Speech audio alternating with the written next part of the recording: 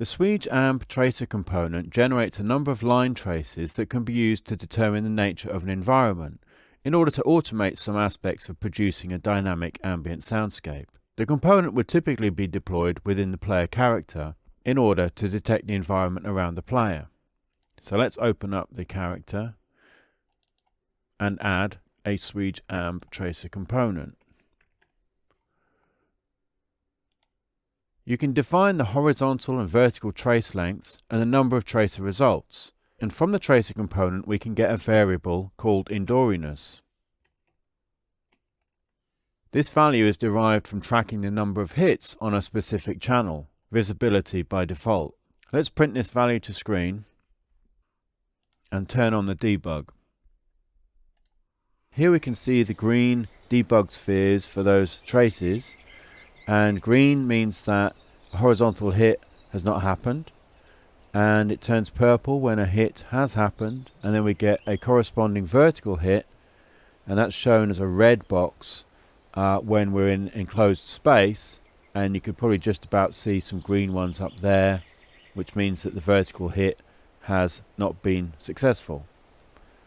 So here on the left we're seeing the print screen of the Indooriness value. So over here it's at 0 because we're not getting any of those vertical hits.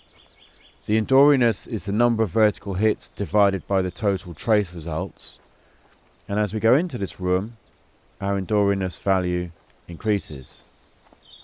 The min hit distance is to avoid a disproportionate number of false positives when close to a wall or in a corner, and the backtrack offset again is to avoid these false positives due to geometry like window surrounds or gutters, where we'd get a vertical hit even though we're not really in an enclosed space.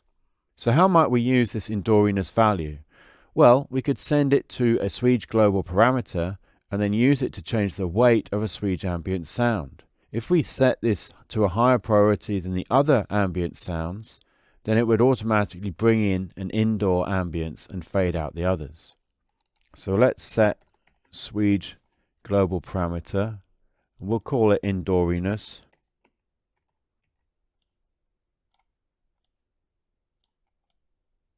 Then in our level we'll add a Sweej ambient sound, and we'll rename that Indoor and add an indoor ambience to it. Now we'll add the component that we made in the previous video that allows us to pick up that global parameter and uses it to set the weight of the Sweej ambience component. The final thing we need to ensure is that this actor is at a higher priority than the others. So we have a global at 0 and a forest at 1, so we can put this priority as 2.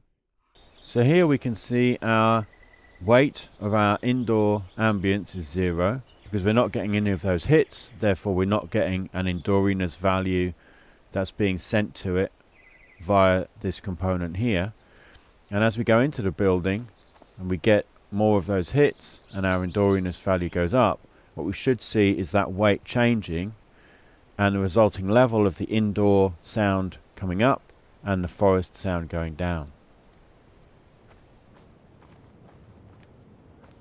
And this is happening, of course, dynamically due to those hit results. So if we close the door, now we're getting an indoor resulting level of 1 and no forest. And as we open the door and move out, so we're getting 0 hit points now, the resulting level of the forest has come back up and the indoor has disappeared. Indooriness is just a variable that uses this default method for detection. However, you can of course get the tracer results yourself, which opens up the opportunity to craft a more bespoke solution for your needs and to develop systems for things like early reflections, where the trace results might determine the angle, strength and length of a delay effect.